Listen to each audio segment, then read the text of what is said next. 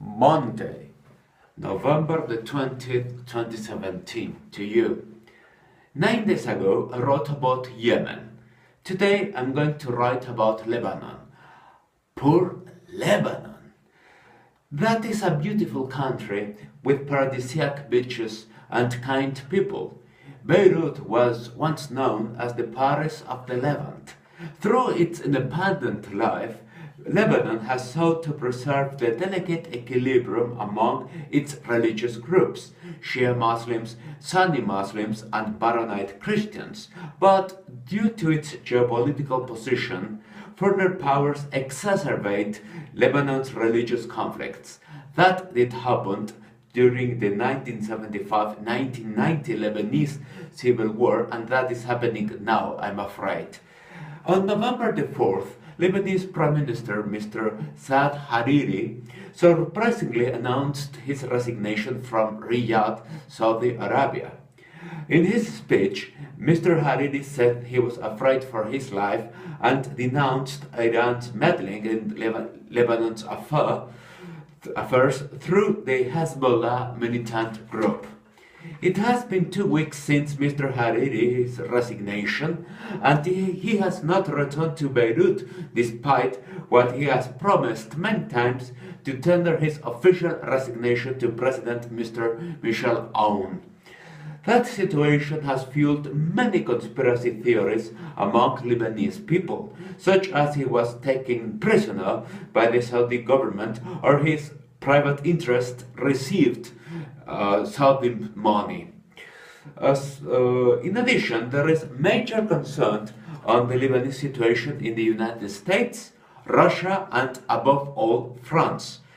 President Mr. Emmanuel Macron made an unscheduled visit to Saudi Arabia for talks with Crown Prince Mohammed bin Salman over Mr. Hariri's fate and, broadly speaking, Lebanon's future. In the meantime, Hezbollah's leader, Mr. Hassan Nasrallah, said that Saudi Arabia has declared war on Lebanon and Hezbollah. In my humble opinion, that is a cruel, annoying dispute between two villains.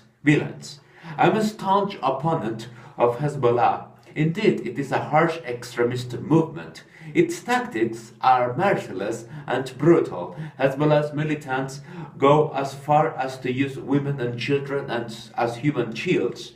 Hezbollah is almost a state within the state and has exerted a hideous oppression in its territories.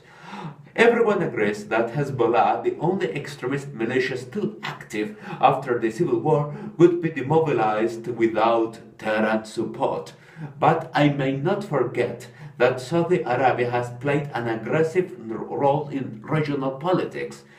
As we should remember, it was Riyadh which has blocked Qatar and Yemen. It was Riyadh which put too much pressure on Mr. Hariri to quit.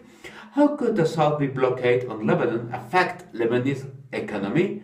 Well, 80% of foreign direct investment in Lebanon comes from either Saudi Arabia or its allies.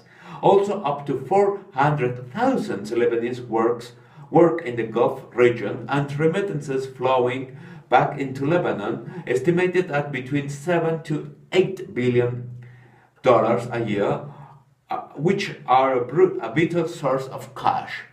In sum, it is too coward to use Lebanese conflict as a proxy for the ongoing Tehran-Riyadh Cold War.